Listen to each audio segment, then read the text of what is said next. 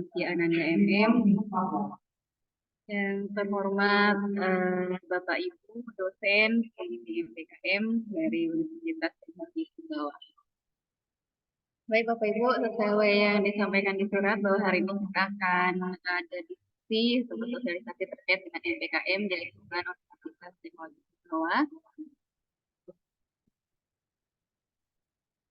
Pertama-tama marilah kita panjatkan puji dan puji syukur kehadirat Allah atas nikmat yang sangat luar biasa. Kita pada siang hari ini bisa bertemu walaupun dalam Zoom meeting gitu secara virtual dalam mendiskusikan terkait dengan sosialisasi MPKM tahun ajaran 2023-2024 ganjil. Salawat dan salam terutama kita haturkan kepada junjungan kita Nabi Allah Nabi Muhammad SAW. Berkat perjuangannya beliau hingga kita bisa menikmati indahnya mencari kerja gitu, indahnya berada di dalam lingkungan ilmu pada yang seperti yang kita rasakan pada siang hari ini. Baik Bapak Ibu dosen pembimbing MPKM di lingkungan Universitas Teknologi Sumbawa, untuk efisiensi waktu kita mohon kesediaannya kepada Pak Nova Aditya Ananda untuk memaparkan terkait dengan apa sih yang harus dilakukan gitu oleh dosen pembimbing MPKM, karena ini untuk menyamakan persepsi kita yang muncul gitu belakangan ini. Jadi kita harus menyamakan persepsi terkait dengan dosen pembimbing MPKM. Baik, waktu dan tempat disilakan kepada Pak Aditya Ananda. Baik, terima kasih banyak Bu Nora. Bismillahirrahmanirrahim. Assalamualaikum warahmatullahi wabarakatuh. Yang saya hormati Waalaikumsalam warahmatullahi wabarakatuh. Yang saya hormati Pak Winariga selaku Warek 1. Di sini juga hadir tadi Bu Nora dari Kasubdir Direktorat Kasubdir Pengembangan dan Inovasi Akademik. Yang saya hormati juga Bapak Ibu dosen dosen MPKM. Baik, untuk mempersingkat waktu, saya cepat-cepat aja. Jadi agenda kita hari ini sebenarnya Bapak Ibu, untuk kemudian kami dari Direktorat Akademik itu menyampaikan bagaimana mekanisme dalam menjadi dosen MPKM gitu. Seperti yang Mbak Nora sampaikan tadi, masih banyak kebingungan bagaimana sih dosen MPKM ini. Gitu. Nah, saya cerita sedikit gitu. Jadi sebenarnya Permendikbud nomor 3 tahun 2020 itu dikeluarkan itu memberikan hak kepada mahasiswa untuk melakukan pembelajaran di luar program studi. Nah, kemudian dari Permendikbud itu kita UTS itu menurunkannya di Peraturan Rektor nomor 10, itu selisih Permendikbud Maret, kita di bulan Mei kalau nggak salah ingat saya, itu mengeluarkan Peraturan Rektor nomor 10. Setelah itu pada tahun 2020, kemudian kita merubah semua kurikulum yang ada di program studi. 2020 sampai dengan saat ini tahun 2023 kita sudah melaksanakan kurang lebih 5 program mandiri ditambah dengan program-program yang memang secara flagship ditawarkan oleh pemerintah. Ini sebenarnya sedikit saya sampaikan gitu. Jadi perubahan pada Permendikbud nomor 3 tahun 2020 itu disampaikan oleh Mas Menteri gitu. Beliau menyampaikan bahwa ada, waktu itu saya ingat pada saat peluncurannya, beliau menyampaikan data begitu banyak tenaga kerja pengangguran yang terjadi gitu. Dan itu rata-rata lulusan perguruan tinggi. Menurut beliau harus ada terjadi perubahan besar di dalam kurikulum sehingga lulusan-lulusan kita itu nantinya bisa langsung diserap oleh pasar tenaga kerja. Sehingga apa? Sehingga caranya adalah beliau itu mengeluarkan peraturan-peraturan yang kita sering dengar itu dengan sistem Merdeka Belajar Kampus Merdeka.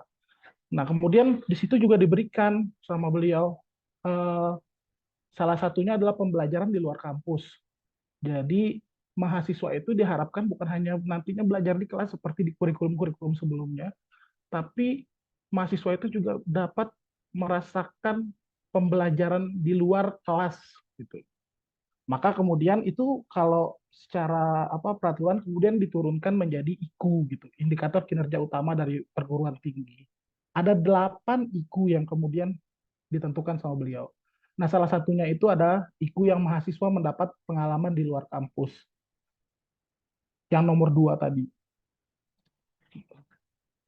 Selanjutnya, IKU-IKU yang lain juga tentunya pasti menjadi indikator untuk kita universitas eh, mengejar indikator tersebut. Nah, khusus di mahasiswa mendapat pengalaman di luar kampus, itu kemudian dijabarkan IKU-nya ada 8 sebenarnya. Di dalam perhitungan IKU tersebut, IKU 2 tadi, ada 2 yang dihitung. Yang pertama adalah pembelajaran mahasiswa yang mengikuti pengalaman di luar kampus dan mahasiswa berprestasi. Jadi IKU itu kemudian ditargetkan sebesar 30% dari total mahasiswa yang kita miliki gitu. Maka kemudian kampus kita itu menetapkan setiap satu angkatan itu wajib untuk melakukan pembelajaran di luar kampus. Silakan dipilih. Nah, di sini ada 8 program, sekarang ditambah satu lagi, 9 sekarang.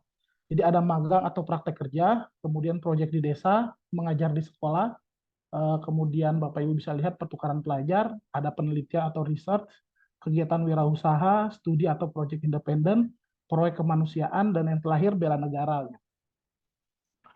Itu adalah program-program yang diberikan oleh, dihitung sebagai pembelajaran di luar kampus. Nah, ada syaratnya juga di sini, bahwa mereka itu harus memiliki rekognisi setara dengan 20 SKS. Kalau di peraturan rektor nomor 10 itu mahasiswa belum bisa diujiankan ketika dia tidak pernah mengikuti pembelajaran di luar kampus setara dengan minimal 20 SKS. Jadi inilah kemudian dasar kenapa kemudian kita mengeluarkan kegiatan ini. Nah, untuk itu kegiatan pembelajaran di luar kampus ini dilaksanakan atas 2 hal. Yang pertama itu oleh pemerintah, dan yang kedua itu oleh internal kita atas persetujuan rektor. Kalau program yang dikeluarkan pemerintah seperti yang Bapak Ibu ketahui itu banyak. Itu kalau di magang itu ada magang bersertifikat, atau sering dibilang tuh digabung antara magang dengan studi independen, jadi programnya MSIB, magang dan studi independen bersertifikat gitu. Nah, kemudian yang flagship yang program di desa itu sepertinya belum ada. Nah, kemudian yang mengajar di sekolah itu Bapak Ibu mungkin pernah mendengar tentang kampus mengajar gitu. Nah, kemudian pertukaran pelajar itu juga ada dari flagshipnya PMM, pertukaran mahasiswa merdeka. Kemudian penelitian atau research ini saya belum tahu apakah ada. Kegiatan kewirausahaan ini juga direkomendasikan untuk yang P2MW gitu. Nah, ada studi atau proyek independen dan terakhir proyek kemanusiaan. Di dalam pelaksanaannya ternyata program-program pemerintah yang flagship ini sangat banyak sekali peminatnya. Tapi ketersediaan programnya juga ada kapasitasnya gitu, ada kuotanya. Sehingga sangat kompetitif untuk kemudian bisa mahasiswa kita berjuang di sana. Pada tahun 2020 akhirnya Pak Rektor membentuk tim di Warek 3 gitu. Akhirnya meluncing program Merdeka, program membangun desa untuk kesejahteraan masyarakat. Itu masuk ke dalam program yang proyek di desa. Nah, sejak saat itu Pak Rektor semakin membuat banyak program untuk memfasilitasi mahasiswa agar tidak sama yang diikuti gitu. Kemudian muncullah UTS mengajar, muncul juga kemudian selanjutnya itu Eureka, itu di Warek 3, di bagian riset dan inovasi. Kemudian muncul kegiatan wirausaha yang kemudian menjadi penyelenggaranya itu bukan OMT sih, inkubasi bisnis. Nah, terakhir itu Pak Universitas itu menunjuk penyelenggara itu di Direktorat Kemahasiswaan untuk menghandle UTS internship namanya. Nah, itu adalah kegiatan yang magang. Jadi kita sudah punya 5. Yang pertama magang atau praktek kerja itu kalau di UTS-nya namanya UTS internship, itu di bagian Direktorat Kemahasiswaan. Kemudian proyek di desa itu kalau di kitanya itu namanya Promer, itu di bagian Direktorat Pengabdian Masyarakat. Kemudian mengajar di sekolah itu nama di kitanya adalah, kalau yang mandiri itu namanya UTS mengajar, itu di bagian eh, Subdirektorat Pengembangan dan Inovasi Akademik. Kemudian pertukaran pelajar, ini masih di pengembangan dan inovasi akademik. Kemudian penelitian atau research, itu ada namanya Eureka. Eureka itu di Direktorat Riset dan Inovasi. Kemudian kegiatan wirausaha juga di Warek 3, itu di bagian inkubasi bisnisnya. Studi independen belum ada kita penyelenggaranya. Nah, itu aja yang kemudian secara mandiri yang kita lakukan. Ini untuk memastikan bahwa mahasiswa mempunyai pilihan. Namun dalam pelaksanaannya tentunya, tadi seperti yang saya bilang, secara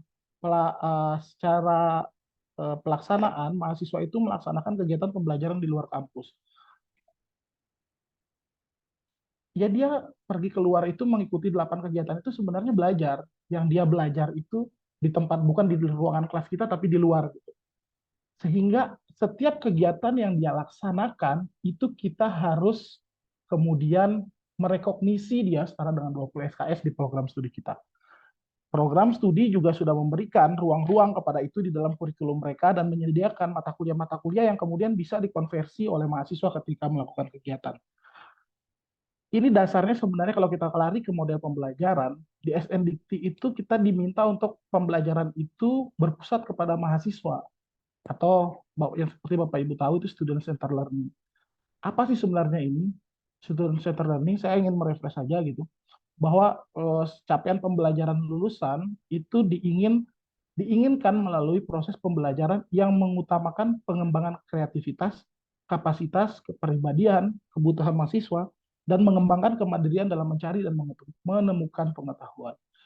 Jadi yang menjadi center kalau di dulu itu senternya itu teacher center learning gitu kan. Jadi teacher kita dosen itu sebagai orang yang mengajar di kelas gitu.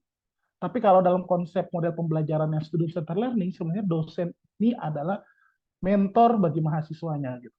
Mahasiswa yang menjadi pusatnya, dia yang mencari segalanya gitu. Kemudian kita sebagai dosen itu mementori mereka, memberikan motivasi kepada mereka. Hal ini kemudian membentuk banyak kegiatan gitu. Bentuk pembelajaran akhirnya saya banyak ditanya dulu, oh artinya dosen sudah tidak lagi mengajar di kelas, berarti sudah tidak ada pertemuan tatap muka dan lain-lain. Itu sebenarnya tidak juga seperti itu Bapak Ibu gitu. Apalagi saya sering dengar yang mata kuliah project based. Mata kuliah project based dirasa bahwa itu tidak jadi dosen itu tidak lagi memberikan perkuliahan kepada mahasiswanya. Kemudian dia dikasih proyek aja saat pertemuan pertama. Setelah itu di pertemuan terakhir disuruh presentasi hasil proyeknya. Itu seperti itu dipahami gitu. Jadi nah pemahaman yang seperti itu yang agak keliru gitu. Bahwa yang dimaksud oleh student center learning benar pembelajaran itu di mahasiswa, tapi kita sebagai dosen itu semua mentori dia. Artinya kita membimbing dia pada setiap tahapan pelaksanaan proyek yang kita berikan. Kita tidak memberikan dia tugas di awal, kemudian kita hakimi dia di belakang. Tidak ada proses itu kemudian. Tidak ada proses perbaikan bagi mahasiswanya. Padahal sebenarnya kalau kita bicara tentang student center learning gitu, jadi kita mendorong, kalau poin pertamanya itu mendorong pembelajaran aktif dan keterlibatan teman sejawat. Dosen sebagai fasilitator dan kontributor. Kemudian yang paling penting adalah dosen itu kemudian memberikan motivasi kepada mahasiswanya. Seperti yang Bapak Ibu lihat di prinsip penilaian. Jadi prinsip penilaian itu kan ada prinsip penilaian yang edukatif, bahwa kita sebagai dosen itu harus memberikan motivasi kepada mahasiswa kita untuk mahasiswa itu bisa belajar dari kesalahannya. Nah kalau dia dikasih tugas di pertemuan awal, kemudian dinilai di pertemuan akhir tanpa adanya mentoring dari kita gitu, itu sama kayak kita menilai dia di ujung gitu. Dan kalaupun di ujung kita tahu salahnya, kita tidak bisa perbaiki dia. Nah, dalam konsep-konsep seperti ini, sebenarnya model pembelajaran itu memang meminta untuk kita memusatkan itu kepada mahasiswa, tapi tidak melepas sepenuhnya kepada mahasiswa. Artinya tetap harus kita bimbing dia. Maka kemudian pembelajaran-pembelajaran yang seperti dirancang itu ada banyak, ada self direct learning, kemudian ada collaborative learning. Nah, yang didorong di dalam penelitian pembelajaran yang saat ini terjadi di MBKM kita itu kita mendorong mereka dengan project based dan dengan collaborative learning gitu. Artinya bahwa setiap proses pembelajarannya dia juga bukan berarti dia turun ke lapangan kemudian nanti disuruh buat proposal ya kemudian proposalnya kita nilai gitu. Tanpa kita membimbing dia dari awal bagaimana tahap menemukan masalah dan lain-lain. Nah, itu yang diharapkan. Jadi setiap dosen itu jangan menganggap bahwa setiap pembelajaran di luar kampus itu berarti nanti di ujungnya aja dinilai gitu. Dia harus juga tetap dinilai di setiap pertemuannya. Ini sebenarnya sederhananya seperti ini Bapak Ibu. Kalau Bapak Ibu mau lihat pembelajaran yang kita mau coba bangun, yang kami pahami gitu dari pembelajaran di luar kampus sehingga kita menggunakan metode pembelajaran seperti itu.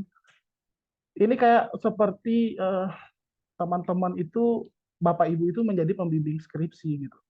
Jadi setiap tahapannya mahasiswanya yang mencari, dia mencari masalahnya. Tapi kalau kemudian itu bukan masalah dianggap sebagai oleh dosennya, berarti dia harus diminta untuk mencari lagi masalahnya. Setelah dia mencari masalahnya, dia kemudian menemukan solusinya. Solusinya ini juga dosennya juga harus memvalidasi benar nggak ini menjadi solusi dari permasalahan. Nah, setiap minggunya itu kalau di dalam pembelajaran di luar kampus ini kan kita targetkan 14 minggu mahasiswa itu berada di lokasi. Selama 14 minggu itu ada 3 yang mereka laksanakan kalau saya bagi partnya. Yang part pertama itu mereka itu harus membuat proposal, nanti akan lebih jelas Bapak Ibu lihat di RPP, rencana pembelajaran program. Jadi pertama itu mereka harus buat proposal nih. Yang kedua, mereka melaksanakan apa yang menjadi yang mereka proposalkan gitu. Kemudian yang ketiga, mereka harus membuat laporan akhir yang kemudian dipresentasikan ke Bapak Ibu dosen pembimbing MBKM. Nah, Bapak Ibu sebagai dosen pembimbing MBKM itu berhak menilai dia 20 SKS. Bagaimana mekanisme penilaiannya? Nanti kita bisa lihat di belakang. Nah, kemudian yang sering menjadi pertanyaan juga, apa beda antara dosen pembimbing lapangan dan dosen pembimbing MBKM? Karena ada 2 ini Bapak Ibu. Ada dosen pembimbing lapangan dan ada dosen pembimbing MBKM.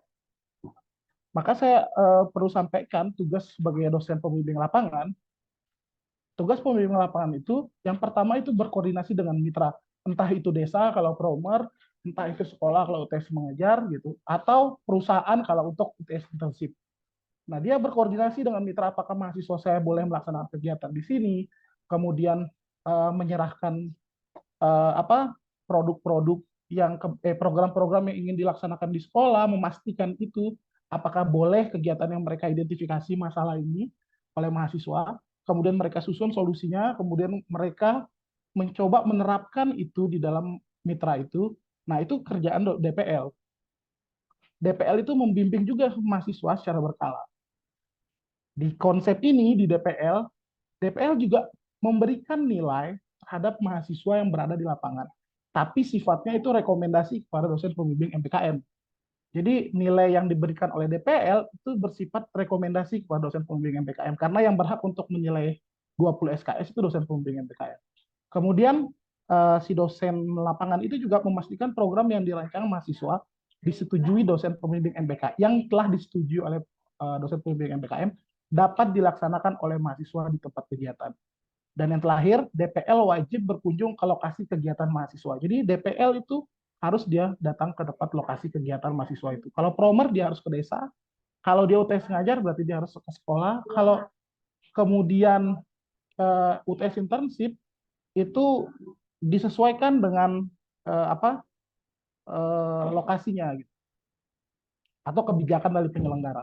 Kemudian dosen pembimbing lapangan akan diberikan insentif oleh penyelenggara kegiatan.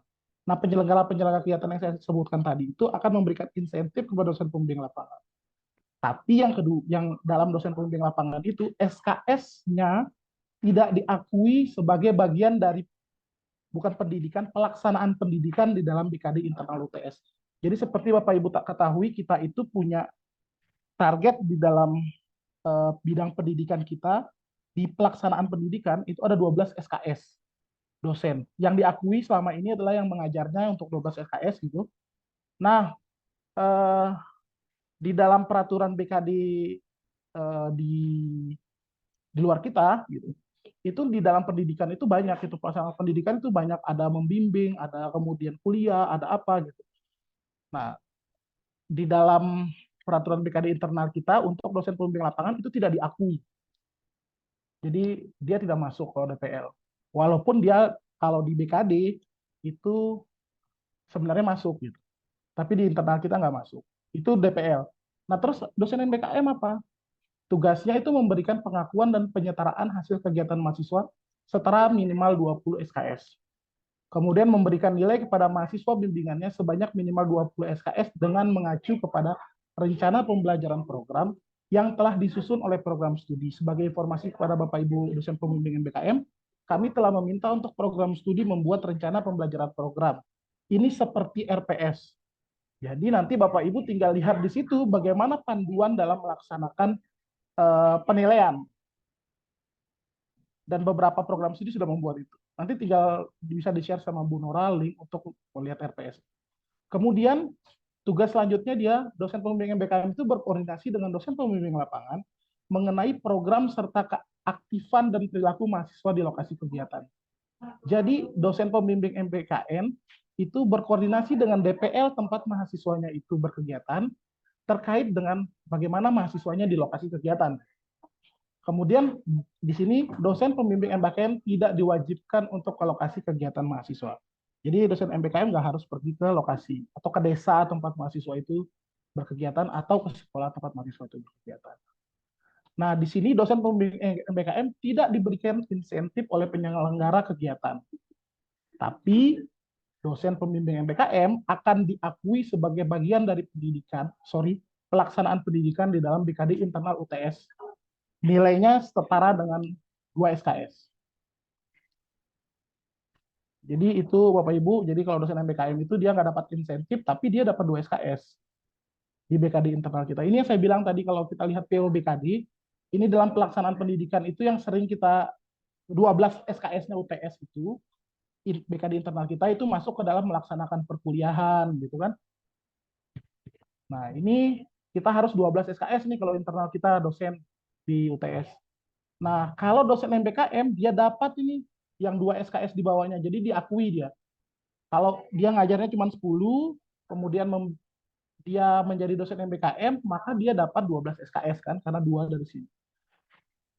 Tapi kalau DPL, walaupun sama di sini, DPL juga membimbing KKN, dia juga bisa dapat 2 SKS gitu. Tapi dia tidak diakui sebagai BKD internal UTS. Yang diakui sebagai BKD internal UTS hanya membimbing mahasiswa yang melakukan pembelajaran di luar kampus. Itu aja. Nah, ini 2 SKS dapatnya nanti Bapak Ibu. Nah, kemudian yang menjadi pertanyaan kemudian selanjutnya adalah bagaimana kita sebagai dosen MBKM melakukan penilaian terhadap mahasiswa kita. Nah, itu ada rencana pembelajaran program Bapak Ibu yang disusun sama program studi. Di sini kebetulan saya pakai program studi manajemen. Di sini kegiatannya ada jenis kegiatannya, ini promer, terus kemudian ini kode mata kuliah rekognisinya, programnya apa, bobotnya berapa, 20 SKS.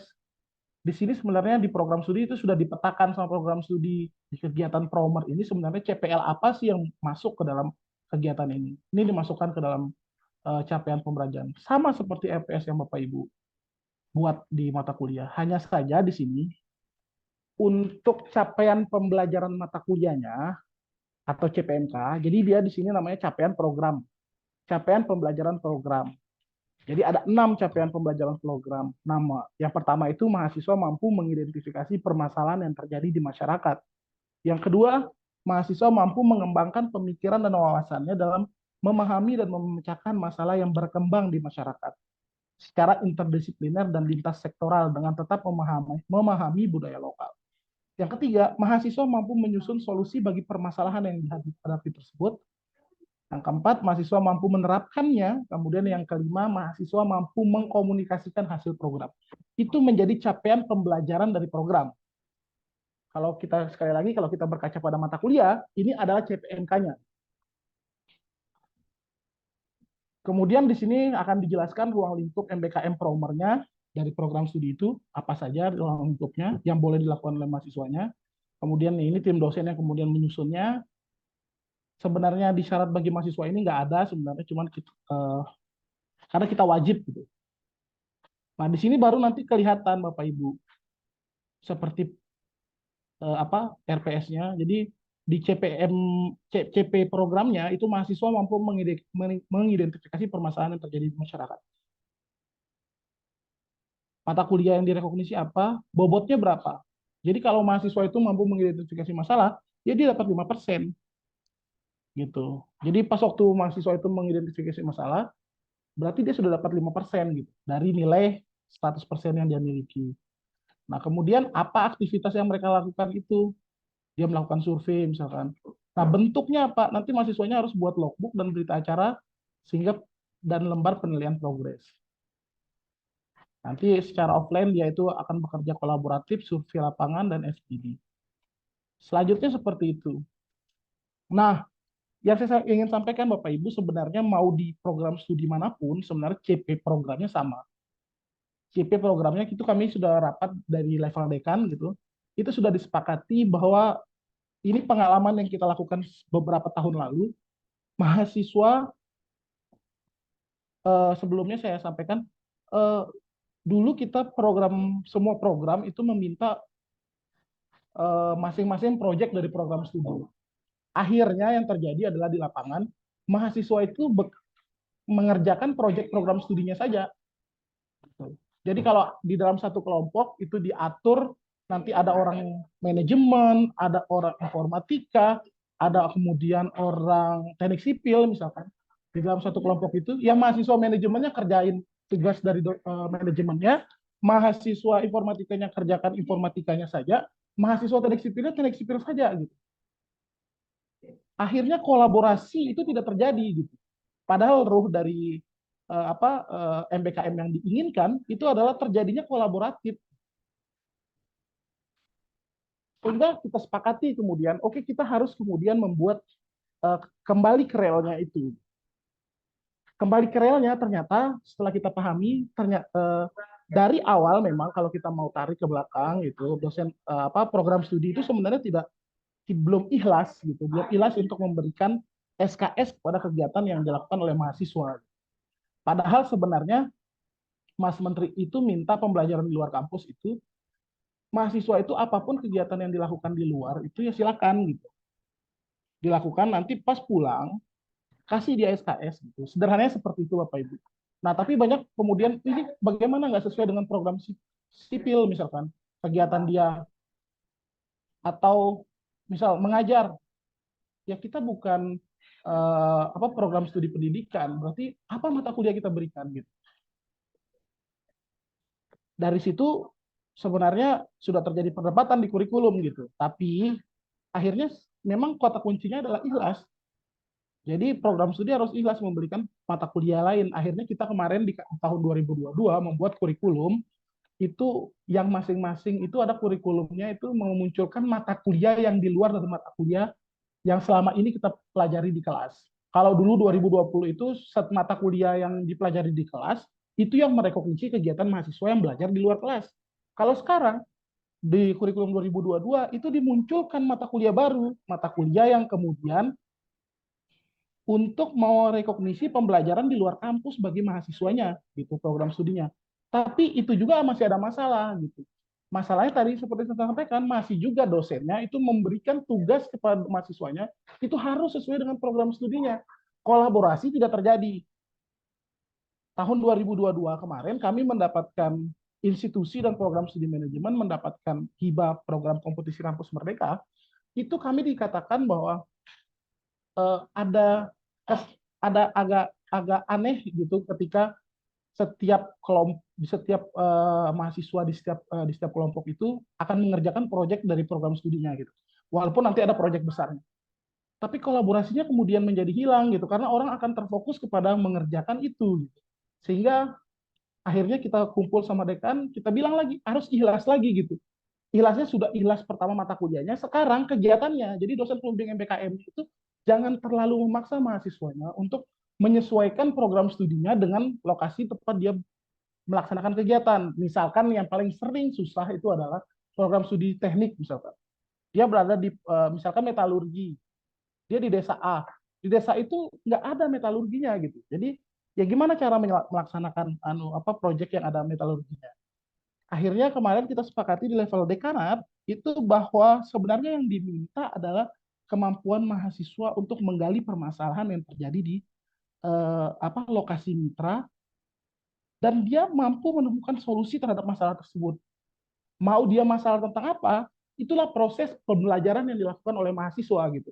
Kalau kemudian anak manajemen dia gali permasalahan itu, ternyata permasalahannya terjadi tentang komunikasi misalkan, atau terjadi misalkan buat software di UTS mengajar itu terjadi. Mahasiswa akuntansi itu ternyata permasalahan yang terjadi di sana di salah satu SMKN satu Alas, kalau nggak salah ingat saya, itu mereka di sana ada masalah sistem administrasi sekolahnya gitu. Akhirnya mereka merancang sistem administrasi sekolah si mahasiswa akuntansi tadi. Padahal secara basic dia nggak punya itu gitu. Tapi dia belajar untuk kemudian membuat itu. Nah, proses pembelajaran yang dia lakukan itulah yang kemudian kita hargai sebagai 20 SKS gitu. Tapi syukur-syukur ketika di dalam mahasiswa akuntansi tadi tiba-tiba ditempatkan di sebuah desa yang memang permasalahan yang terjadi di desa itu masalahnya tentang pencatatan keuangan, berarti itu bisa sesuai dengan dia punya gitu. Tapi tidak boleh dipaksakan Bapak Ibu gitu. Karena memang konsep awalnya adalah kita sudah menyepakati bahwa sudah tidak ada lagi basic program studinya ditanggalkan dulu gitu. Tapi apa permasalahan yang real yang terjadi di masyarakat dan kemudian atau di tempat mitra, dan kemudian apa opsi yang tidak bisa tawarkan untuk mitra itu. Kalau memang itu tidak setuju sesuai dengan uh, prodidia, program studi dia, maka itulah proses pembelajaran yang kita hargai. Toh dia akan sama dengan CPL yang dituliskan sama program studi di dalam sini. Jadi CPL ini masuk di dalam kegiatan yang sedang dilakukan oleh mahasiswa itu gitu. Jadi itu Bapak Ibu dosen BKM. Jadi kami menyampaikan ini karena ini evaluasi dari pelaksanaan yang sebelumnya gitu. Akhirnya kelas kolaborasi itu tidak ada. Dan beban mahasiswa menjadi lebih tinggi kalau setiap program studi itu memaksanya. Kalau dulu mata kuliah misalkan analisis potensi ekonomi pedesaan, ini di desa Promer itu bisa kan? Ya udah bisa. Tapi ada mata kuliah misalkan fisika, ternyata dia di Promer gitu. Tapi mata kuliah rekognisinya fisika. Ya di desa itu bagaimana cara menerapkan fisika gitu. Akhirnya nggak bisa, mahasiswanya itu dikasih lagi kuliah di luar dari perkuliahan itu. Padahal sebenarnya ya dia keluar ikut Promer itu sudah 20 SKS gitu. Jadi sudah nggak perlu untuk lagi kemudian melihat mata kuliahnya, karena kita tidak berbicara tentang rencana pembelajaran semester untuk mata kuliahnya, tapi untuk programnya secara keseluruhan. Nah kemudian pertanyaannya adalah yang muncul kemudian dengan gaya seperti ini, berarti kemungkinannya adalah 20 SKS itu nilainya sama semua gitu. Iya benar, sama semua. Kami juga sudah menanyakan dari setiap pembicara-pembicara yang dari kampus-kampus yang kita sudah mereka itu sudah punya banyak lebih hebat lah gitu dalam pelaksanaan MBKM-nya. Kami tanyakan juga pertanyaan yang sama dengan konsep kita membuat rencana pembelajaran program. Ya, nilainya pun akan sama, gitu jawabnya gitu. Jadi nilainya juga mahasiswa itu akan sama. Jadi kalau dia punya 5 mata kuliah rekognisi, ya 5-5-nya pasti A semua gitu. Ya itu yang terjadi gitu. Karena memang konsep anunya berpikirnya di capaian pembelajaran programnya gitu. Capaian pembelajaran program. Jadi pasti gitu, sama. Dan di kami pun katanya seperti itu. Gitu Bapak Ibu. Jadi itu mungkin yang ingin saya sampaikan gitu. Jadi nanti kalau Bapak Ibu jadi dosen pembimbingan BKM, sudah mulai kita sudah tanggalkan program studinya. Jadi jangan memaksakan, maksud saya bukan menanggalkan, tapi jangan memaksakan bahwa kita dari program studi A, kemudian ketika mahasiswa kita berkegiatan di suatu tempat, kita paksa untuk kemudian sesuai dengan program studi kita. Tapi masalahnya memang bukan itu gitu. Makanya kemudian yang didorong itu masalahnya itu mahasiswa itu bisa temukan apa enggak. Nah selanjutnya ini untuk lebih memperjelas gitu, nanti ada di sini mahasiswa itu mengidentifikasi masalah 5% nilainya. Kemudian dia menyusun dari masalah yang dia dapat itu, kemudian dia menyusun apa sebenarnya solusi yang bisa untuk diterapkan. Itu 5%. Kemudian ada CP programnya itu adalah, menyusunnya itu tadi. Kemudian nanti mahasiswa menerapkannya. Nah, kalau mampu menyusun solusi ini, nanti mahasiswa itu wajib membuat proposal. Ini di sini ada menyusun proposal kegiatan beserta alur kegiatan. Kami sudah menyampaikan kepada mahasiswa-mahasiswa itu bahwa 2 minggu setelah mereka diterjunkan ke dalam setelah mereka diterjunkan kemarin itu di kegiatan sudah pelepasan oleh rektor pada hari Senin kemarin. 2 minggu setelah itu, artinya sekitar hari Jumat minggu depan, itu mereka itu sudah harus punya proposal dan proposal itu sudah disetujui oleh dosen pembimbing MPKM dia, gitu. Bahwa proposal itulah yang kemudian akan dilaksanakan di tempat dia berkegiatan.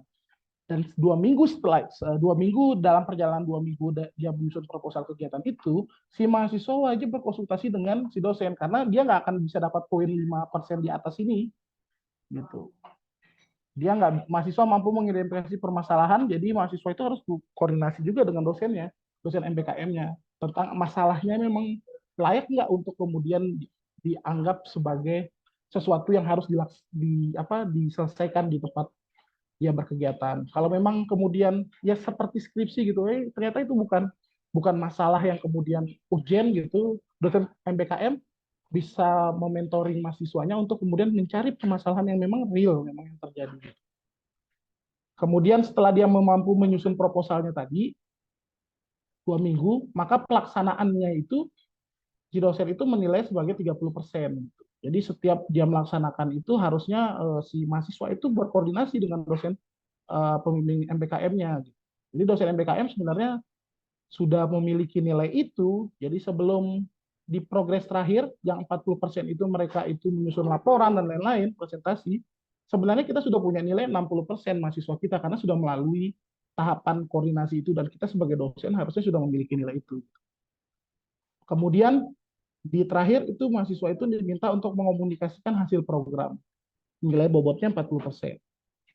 Beberapa progresnya itu dia menyusun laporan akhir, kemudian membuat artikel ilmiah, kemudian ada targetnya. Ini targetnya kemarin itu membuat artikel ilmiah pada jurnal pengabdian, tapi kalau yang sekarang itu sepertinya tidak gitu. Hanya dia disuruh minta untuk menyusun artikel ilmiah, kemudian dia membuat video dokumentasi terkait dengan kegiatan dia. Kalau ini, sorry saya lupa kalau artikel ilmiahnya, kalau artikel populernya kalau nggak salah iya pada saat ini gitu. Jadi apa yang dia kerjakan itu dia harus membuat artikel populer. Nah, nanti itu yang mendapat nilai 40%. Nah, di dalam hal yang seperti ini, Bapak Ibu, tentunya di dalam setiap capaian pembelajaran program, ini 5%, oke, 5% itu harusnya sebenarnya harus punya rubrik gitu. Nah, karena ini adalah rencana pembelajaran program, kami sudah buat RPP-nya, maka dalam menentukan kriteria mahasiswa itu mendapatkan nilai berapa, kalau dari skala 0 sampai 100 misalkan, ya kami serahkan sepenuhnya kepada dosen pembimbing MBKM untuk menentukan rubriknya gitu. Kalau kemudian sifatnya kami itu dari akademik itu memberikan saran aja menggunakan rubrik apa, Bapak Ibu bisa lihat nanti di panduan penyusunan RPS, di situ ada contoh-contoh rubrik seperti apa yang bisa kita lakukan untuk menilai pembelajaran mahasiswa. Nah, jadi silakan Bapak Ibu menentukannya sendiri. Dosen-dosen MBKM kami sudah mengawal sampai dengan rencana pembelajaran programnya itu dibuat. Jadi untuk lebih nilai teknis itu memang menjadi tugas dari dosen pembimbing MPKM untuk memberikan itu. Kami tidak bisa intervensi sejauh itu. Mungkin seperti itu Bapak Ibu dosen yang saya hormati. Jika mungkin nanti ada pertanyaan, mungkin saya persilakan. Tapi sebelumnya saya kembalikan dulu ke Bu Nora.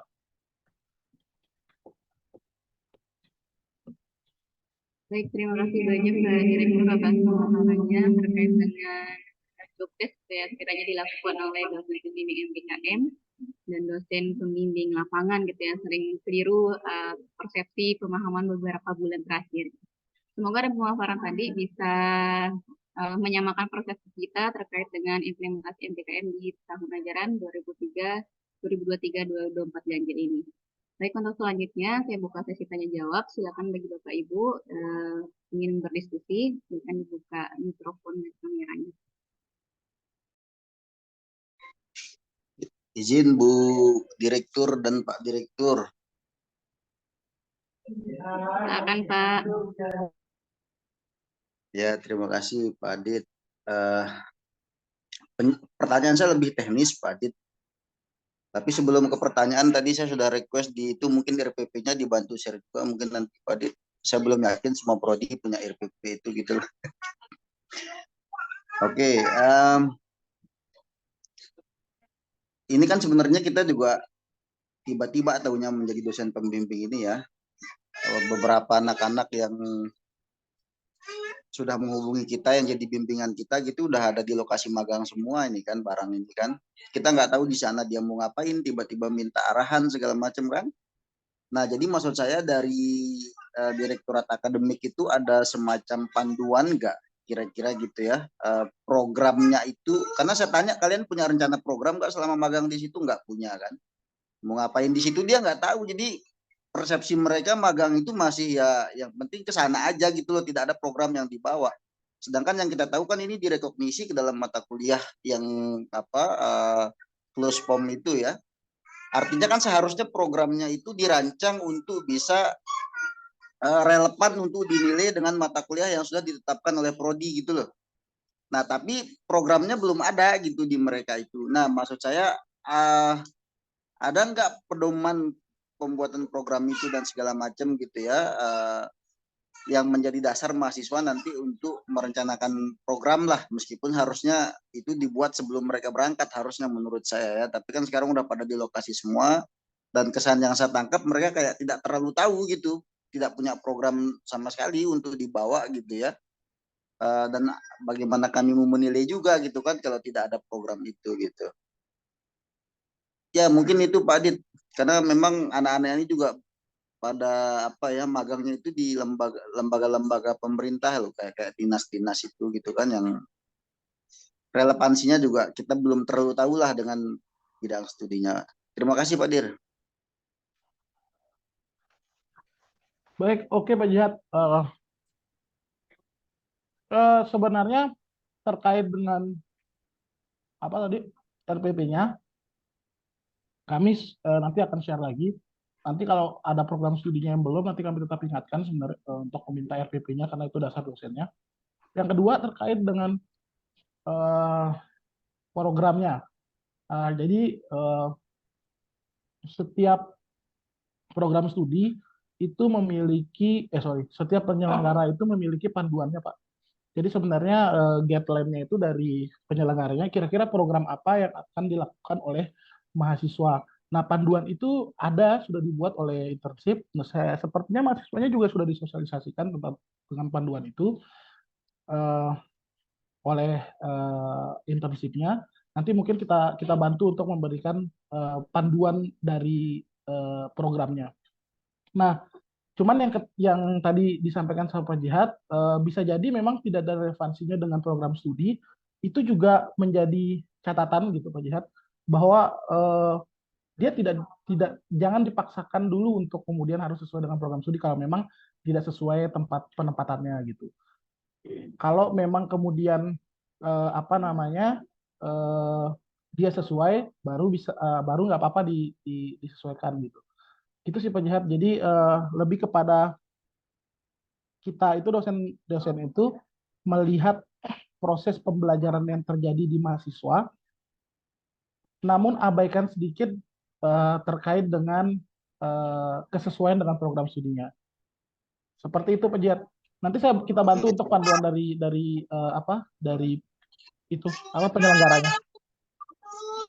Siap-siap. Nyambung sedikit Pak Adit, apa namanya soal penilaian. Kan ini kan kita memberikan penilaian 20 SKS ini masalahnya Pak Adit ya. Jadi nggak kecil juga dampak kita bagi mahasiswa ini, 20 SKS itu besar gitu. Nah, apakah itu diberikan dalam satu paket 20 SKS A misalnya B, C dan seterusnya, atau itu kan yang saya tahu kan ada paket-paket mata kuliahnya ya. Jadi per mata kuliah yang dia dikasih gitu.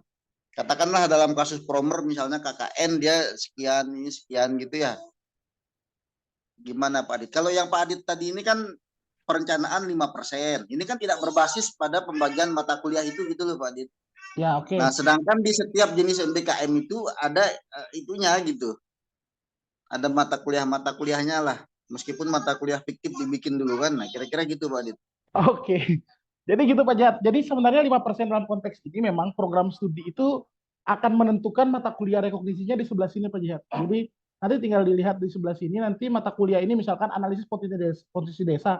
Berarti 5% juga nilainya itu dari kegiatan ini untuk mata kuliah analisis potensi, KKN, dan lain-lain. Jadi mata kuliahnya akan diterapkan di sini. Rencana MK dan SKS yang direkognisi itu ada di sini dia. Mata kuliahnya. Jadi tinggal tidak kolektif, dia jadi tetap per mata kuliah. Walaupun nanti akhirnya Pak lihat nilainya itu menjadi ada 5 mata kuliah, tapi nilainya sama aja gitu. A semua. Gitu. Seperti itu Pak Jihat. Oke, siap-siap Pak Dir. Terima kasih. Oke. Baik, tadi ada Oke, terima kasih. Pak Dit, mungkin sedikit Pak Dit. Sebentar Pak Rodi, sebentar kan ada Bu Nora. Iya, baik Pak Rodi, mungkin izin saya pertanyaan ke Ibu Titin dulu yang dari Ketum. Jadi tadi referen dari Ibu Titin terkait dengan posisi Ibu Titin di 2 MBKM yaitu Eureka yang termasuk dalam programnya PKKM-nya Teknik Elektro. Dia menanyakan apakah beliau ini posisinya sebagai DPL atau sebagai dosen MBKM. Di sini ada Pak Wirya juga bergabung selaku penyelenggara Eureka, nanti bisa menambahkan. Silakan Pak Dir.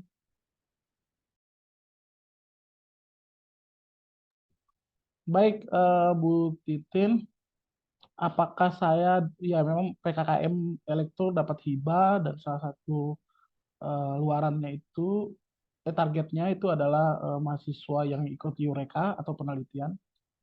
Nah, pertanyaannya apakah kemudian saya menjadi dosen MBKM atau DPL?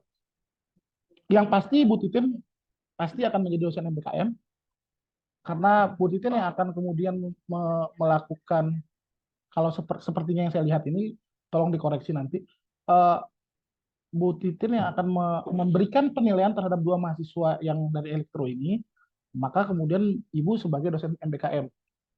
Kemudian yang kedua, apakah kemudian saya sebagai DPL juga gitu. Nah, ini mungkin lebih teknisnya mungkin nanti bisa diterangkan lebih jelas oleh Pak Wirya. Namun kalau saya bisa kasih, bisa memang kadang-kadang ada kegiatan yang si dosen diminta untuk menjadi dosen pembimbing MBKM dan juga sebagai dosen pembimbing lapangan karena karakteristik kegiatannya gitu. Kalau kayak Promer itu bisa jadi berbeda, memang berbeda dosen MBKM-nya dan dosen DPL-nya gitu. Tapi kalau dosen yang ini kan nggak mungkin nanti ada mahasiswa penelitian yang lain yang kemudian kita itu menjadi dosen pembimbing MBKM-nya lagi gitu. Atau ini kan satu proyek kegiatan, kita jadi dosen pembimbing MBKM untuk 2 proyek kegiatan itu sepertinya nggak seperti itu gitu. Jadi saya memahaminya adalah Bu Titin itu adalah dosen pembimbing MBKM dan juga dosen pembimbing lapangan gitu. Kalau saya lihat Bu. Jadi Ibu adalah memang karena MBKM apa namanya Eureka itu kan penelitian yang kemudian dapat dari lembaga riset gitu. Nah, dia kerjasamanya itu kan program studi dengan lembaga risetnya. Nah, program itu kemudian dibimbing oleh seorang dosen gitu. Nah, dosen ini nanti adalah dosen yang kemudian komunikasikan ke lembaga risetnya, dia sebagai dosen pembimbing lapangan, tugas itunya. Tapi kemudian dia juga ditunjuk oleh program studi sebagai dosen yang akan menilai mahasiswa itu gitu. Nah, kemudian itu sebagai dosen MBKM-nya gitu. Jadi ketika Bapak Ibu diminta untuk menilai eh, apa namanya nilai 20 SKS mahasiswanya, berarti itu tugas yang dilakukan Ibu sebagai dosen MBKM. Artinya program studi menunjuk Ibu sebagai dosen pembimbing MBKM. Tapi ketika koordinasi dengan lembaga risetnya itu Ibu juga yang melakukan, berarti bisa jadi Ibu adalah dosen pembimbing lapangannya juga gitu. Seperti itu mungkin Bu. Baik, Pak Dir. Terima kasih.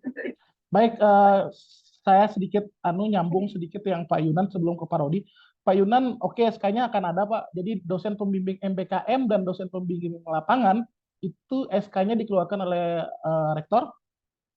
Tapi untuk dosen pembimbing lapangannya seringkali kami yang menginput itu ke dalam sistem atau kalau PDDikti gitu. Jadi kalau Bapak jadi dosen pembimbing lapangan akan muncul tuh di PDDiktinya.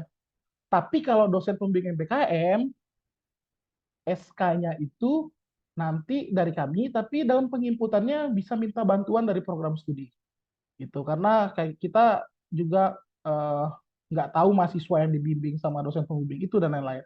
Jadi lebih baik program studi yang kemudian menginputkannya. Nah, selama ini kami coba menginput sendiri, cuman memang kewalahan Bapak karena ratusan mahasiswa yang harus kami input di dosen itu, dan itu sangat susah gitu.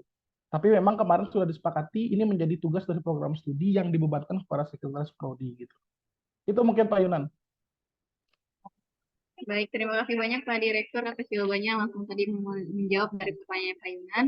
Untuk yang berikutnya kami silakan kepada Pak Robianto. Silakan Pak. Oke, terima kasih Pak Direktur. Yang pertama terkait data dosen dan mahasiswa dibimbing. Sebenarnya kami kan kemarin sudah diminta data dan sudah share ke Google Sheet ya ke pihak rektorat, mas siapa pernah lupa. Dan kami juga sudah input itu juga di portal MBKM di sana. Seharusnya datanya di sana sudah lengkap. Nah, terus yang kedua terkait RPP. Kan saat itu kami pernah diminta untuk membuat dokumen per proyek sesuai dengan program beserta mata kuliah rekognisinya. Dan ternyata itu kemarin kan jadi polemik juga di lapangan karena masing-masing prodi membawa programnya sendiri-sendiri. Nah, misalnya terkait RPP ini untuk programnya tidak dibuat secara kolektif di penyelenggara program Pak Direktur. Sehingga di situ kita tinggal menyesuaikan saja mungkinnya di poin-poin program itu yang bisa diambil sebagai bagian sebagai acuan untuk merekognisi program atau kegiatan tersebut ke dalam mata kuliah yang sudah kita jadikan mata kuliah rekognisi yang sudah kami input di portal MBKM. Itu kan sudah ada semua di sana kalau tidak salah. Dan kebetulan kami juga sudah menginput terkait itu mata kuliah yang direkognisi dan beserta dosen yang akan menjadi dosen MBKM dan DPL yang ada di situ. Terima kasih Pak Dit. Ini kebetulan kami juga belum mengumpul RPP ini karena saya pikir itu dari penyelenggara yang ini. Dari program, oke baik Pak Rodi. Jadi pertanyaannya, kenapa nggak di penyelenggara aja yang buat gitu programnya? Nah, ini kita kembali lagi ke bawah kegiatan program studi. Ini kita buat kesepakatan beda, Pak Rodi. Jadi kalau kita buat kesepakatan beda, kita harus lakukan pimpinan. Dan saya rasa kita sudah pernah membahas ini. Dan kesepakatannya adalah ya seperti yang kita laksanakan pada saat ini. Kalau kita mau buat kesepakatan beda lagi, Pak Rodi, kita nggak bisa buat kesepakatan itu saat ini gitu. Nanti ini bisa jadi pembelajaran untuk di semester berikutnya. Kalau memang kemudian dibebankan, karena banyak hal teknis yang harus kita bicarakan bukan hanya dalam satu sisi. Benar, pada satu sisi adalah lebih gampang mahasiswanya dinilai melaksanakan program, jadi tidak ambigu gitu. Program dosen MBKM yang mana yang kemudian diikutin gitu, dari program studi informatika apa dari program studi metalurgi gitu. Tapi dalam sisi hal nilai lah, kalau dia dari metalurgi, bagaimana mau nanti informatika? Jadi ini sebenarnya agak panjang gitu, agak panjang kalau kita mau membuat kesepakatan di saat ini. Saya terima itu sebagai sebuah saran untuk kita bahas nanti di dalam rapat sehingga kita tidak bergerak berdasarkan keputusan yang diambil saat ini gitu.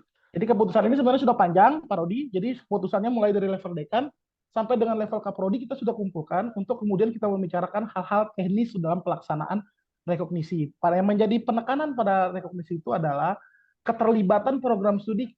Penyelenggara jangan ngambil haknya program studi untuk kemudian menilai mahasiswa gitu. Kalau kita bukan, saya rasa mungkin ada miskomunikasi terkait apa yang saya sampaikan. Maksud saya itu kan programnya sama. Jadi kita dari prodi mengacu ke RPP yang sama juga. Cuma tinggal kita cantumkan MK rekognisinya aja di samping. Kebetulan MK-MK-nya juga kita kan sudah input juga di portal MBKM dan sudah ada di situ. Itu ada MK yang memang dikhususkan untuk MK rekognisi sudah kita inputkan semua. Jadi RPP-nya kita mengacu ke RPP penyelenggara saja. Nah, kalau kita buat sendiri juga, itu nanti akan berbeda-beda juga. Sementara mahasiswa itu... Oke. Jadi sebenarnya gitu juga kemarin Pak Rodi, makanya saya sampaikan tadi, cuman tugas dari program ini yang saya kasih Ini saya kasih contohnya. Jadi sebenarnya template-nya itu seperti ini. Nih, saya lihat.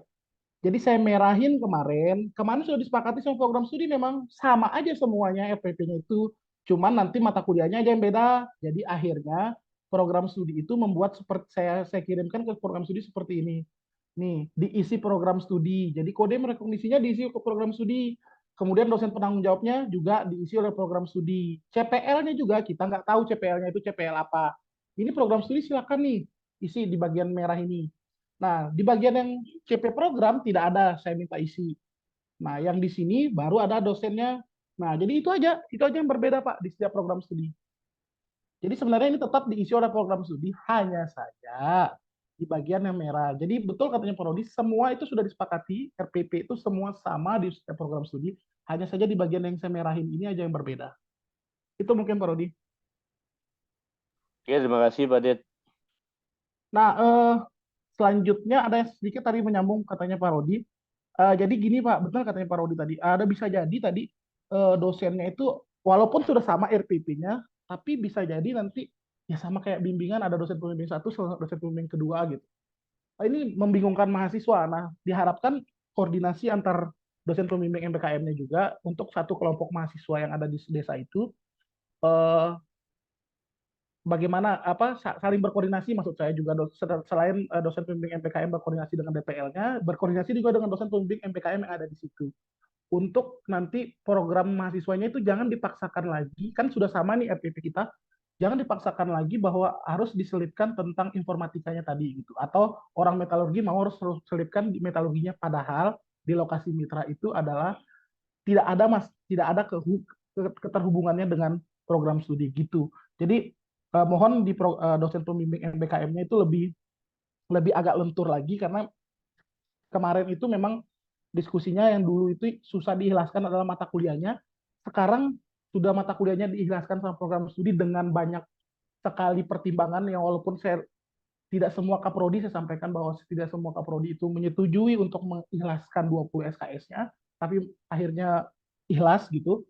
Nah, sekarang kita di level dosen sebagai dosen yang akan menilai 20 SKS itu juga diminta untuk ikhlas juga gitu, untuk jangan terlalu memaksakan tentang program studinya dan tentang mata kuliah yang menjadi rekognisi itu gitu. Itu mungkin Bapak Ibu, dan nanti mohon saling koordinasi, misalkan seperti saya mahasiswa saya itu ada UTS mengajar, ada 4 orang ditempatkan di salah satu sekolah. Kemudian dari mahasiswa itu kami kemarin buat grup yang kemudian mahasiswa itu dari 4 itu 2 mahasiswa manajemen, 2 mahasiswa metalurgi. Nah, kami di-invite oleh mahasiswa itu, saya dan Pak Emsal yang ada dosen BKM-nya, masuk ke dalam situ. Jadi setiap konsultasi di dalam grup itu, Pak Emsal juga memberikan feedback juga terhadap apa yang mahasiswa temukan. Sehingga ruang koordinasinya lebih gampang gitu Bapak Ibu. Tapi itu hanya apa ya, contoh aja gitu atau sharing pengalaman aja gitu, tidak harus digunakan. Artinya bahwa si dosen pembimbing itu MBKM apalagi di satu kelompok tadi itu kalau ada 2 seperti tadi harusnya dua-duanya juga menyepakati terkait dengan benar itu masalah yang harus diselesaikan di tempat dia berlokasi. Karena kalau salah satunya tadi menganggap tidak, berarti kan nanti nilainya dia yang akan jatuh di situ. Itu mungkin Bapak Ibu. Tapi teknisnya silakan Bapak Ibu yang kemudian lebih paham untuk membuat teknisnya seperti apa sehingga memudahkan mahasiswa juga dalam berkoordinasi dan Bapak Ibu juga bisa memantau setiap pencapaian yang dilakukan oleh mahasiswanya.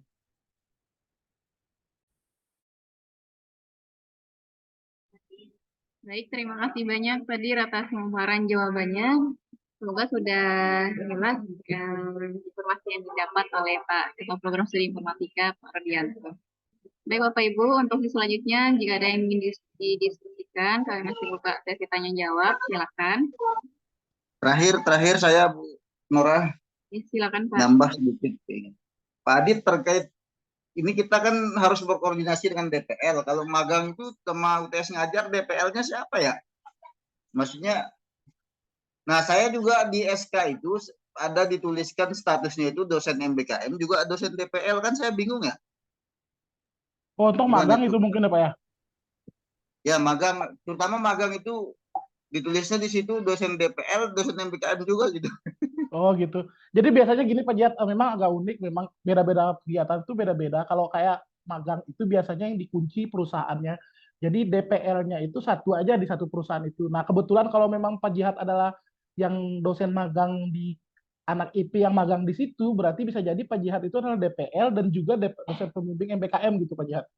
Karena untuk satu mahasiswa itu tadi gitu. Karena magang ini kan kegiatan yang dilakukan di mitra atau perusahaan gitu. Nah, bisa jadi mahasiswa yang ada di situ hanya satu orang atau dua orang dan itu adalah mahasiswa IP. Berarti Mas Pak Jihad itu ditugaskan oleh program studi sebagai DPE, dosen pembimbing MBKM, penyelenggara juga meminta Pak Jihad untuk menjadi DPL yang nantinya akan berkoordinasi dengan perusahaan tempat mahasiswa magang itu. Nah, ini agak berat berarti ini Pak Dit. Pertama kan kita nggak tahu ini di situ tiba-tiba DPL. Kedua, lokasinya tempat magang anak ini ada yang di Kalimantan Utara, ada yang di mana gitu loh. Kan Oke, kalau mengacu pada definisi Pak Adit tadi, DPL itu harus berkunjung ke lapangan, kan repot juga kita. benar. Jadi sebenarnya khusus untuk karakteristik yang magang ini memang tidak, kalau yang wajib itu nih memang di Promer dan di UTS Ngajar, itu kesalahan di saya tadi. Di magang ini seperti yang Pak Jihad dan itu selalu dikomunikasikan oleh Pak Serwin dengan saya dulu.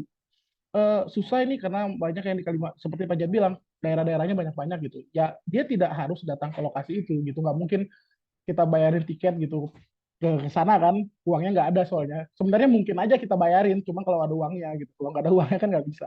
Artinya tidak tidak di magang itu berarti tidak harus ini khusus untuk magang gitu kan. Kalau dia posisinya di jauh itu tidak harus dosennya pergi ke sana, tapi dosennya yang komunikasikan kepada dosen pembimbing lapangannya, maaf, untuk mengkomunikasikan kepada mitranya bagaimana mahasiswanya gitu. Itu sih sebenarnya Pak Jihad. Memang di promer itu yang wajib itu, dosen UTS Ngajar karena dia di dalam dalam kita, di dalam Sumbawa. Siap. Dalam kasus itu berarti SKS-nya juga double ya Pak Adit ya. Dua empat Untuk jadinya gitu ya. SKS-nya adalah Pak Jihad mungkin bisa mengklaim itu di dalam SK di luar. Tapi kalau di UTS-nya cuma yang diakui yang dua SKS-nya dosen MBKM-nya aja. Gitu. Tapi Oke, DPL-nya sip, Pak Adit. nggak bisa diakui. Oh, ya, di internal gitu ya. Ya, tapi monggo kalau mau diakui di BK di luar gitu kan. Oh, tapi ada insentifnya gitu ya. Untuk DPL-nya nanti dikasih insentif. Kalau untuk dosen pembimbing MBKM-nya dikasih SKS gitu. Saya sebenarnya dijelaskan sama Bu Dekan itu untuk yang magang DPL dan dosen MBKM-nya sama gitu Pak Adit. Makanya saya tanyakan tadi kalau ada kewajiban berkunjung dan itu. Ya, itu gitu sama kan. Jadi karena memang yang dikunci DPL itu kan yang dikunci perusahaannya gitu. Ya bisa jadi karena magang itu biasanya ada satu orang, dua orang, atau misal 5 orang gitu. Ada juga tempat magang yang cuma sendiri dia magang di situ. Ya DPR sendiri juga gitu. Itu yang biasanya Oke, Pak Der, dilakukan. Silakan saya bos. sedikit cuma ingin mengkonfirmasi aja sih terkait ini bukan pertanyaan. Nah, saya juga kebetulan kemarin kan di-share ini permintaan dosen BKM dan DPL, tapi ini untuk yang intensif. Jadi saya samakan biar nggak ribet tuh. Dosen BKM sekaligus intensif saya taruh di situ.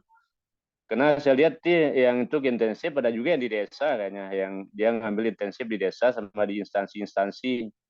Jadi saya gabung aja di situ dia dosen MBKM sekaligus DPL biar satu paket aja. Oke Pak Rodi. Jadi saya menjawab konfirmasinya Pak Rodi. Saya sudah sampaikan ke Anu. Jadi intinya gini Pak Rodi. Kalau dosennya adalah dosen MBKM, dia akan dapat SKS, tidak dapat insentif. Tapi kalau dia oleh penyelenggara kemudian diminta, ya tadi ada penyelenggara yang menentukan sendiri DPL-nya, ada penyelenggara yang memberikan itu kepada program studi DPL-nya. Nah, kalau kemudian dia dianggap sebagai dosen pembimbing lapangan dan ditunjuk oleh program studi, si penyelenggara akan memberikan insentifnya, Pak. Kalau dia adalah DPL. Ya biar sama-sama dapat dapat insentif, dapat SKS juga. Ya, kemarin saya sempat ditanyakan apakah bisa dosen MBKM dengan dosen MBDPL itu menjadi satu gitu. Saya sampaikan versi saya boleh gitu. Karena tugasnya akan berbeda. DPL-nya beda tugasnya, DPL dosen MBKM-nya juga beda tugasnya gitu. Artinya kalau di DPL-nya dia dikasih insentif itu akibat dosennya melakukan tugas sebagai DPL-nya. Tapi kemudian kalau dia kemudian mendapatkan 2 SKS dosen pembimbing MPKM-nya, berarti dia melakukan tugas sebagai dosen pembimbing MPKM-nya. Seperti itu, Pak Rodi.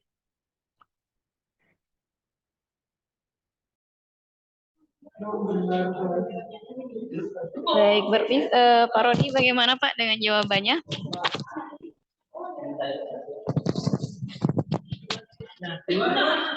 Sudah oke, Bu. Alhamdulillah. Baik Bapak Ibu, apakah ada satu pertanyaan atau dua pertanyaan lagi yang mau disampaikan di diskusi ini? Disilahkan. Oke, baik sepertinya sudah cukup jelas Bapak Ibu ya. Sesuai dengan disampaikan di beberapa grup MPKM, nanti untuk Zoom kita pada siang hari ini akan kami upload ke YouTube agar bisa ditonton kembali gitu sama Bapak Ibu yang tidak sempat hadir karena ada mata kuliah. Baik, jika sudah tidak ada pertanyaan atau diskusi yang akan dibahas lagi Bapak Ibu, maka kita akhiri saja diskusi kita pada siang hari ini gitu. Ya, silakan Pak. Jadi nanti tolong tadi betul memang sepertinya ada sedikit miskomunikasinya. Jadi mungkin nanti Mbak Nora yang share link RPS-nya sekalian sama panduan dari masing-masing programnya gitu. UTS Ngajar juga di-share-nya dimasukin ke dalam drive yang sama sehingga Bapak Ibu dosen pembimbing MPKM tidak mencari di banyak tempat gitu. Mungkin itu saja Bu Nora.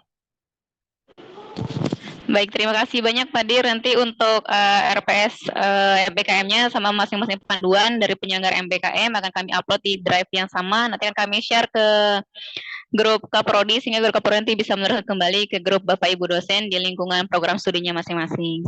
Baik Bapak Ibu, karena sudah tidak ada yang didiskusikan lagi, marilah kita tutup kegiatan sosialisasi dan diskusi MPKM kita tahun ajaran 2023-2024 ganjil.